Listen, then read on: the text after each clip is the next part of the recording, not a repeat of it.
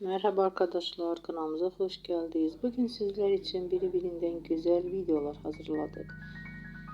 Sevilen oyuncularımız Ebru Şahin ve Akın Akın yüzünden güzel ve sempatik fotolar hazırladık. Onları severek izlediğimiz Her Zahid dizisinde Reyhan ve Miran karakterleri hayat vermişler. Biz onları birbirine çok yaraştırıyoruz ve sizler için onların güzel ve romantik karelerini hazırladık. Bu videoların devamlı gelmesini istiyorsanız kanalımıza abone olup birbirinden güzel videolar izleyebilirsiniz. Bizden bu kadar.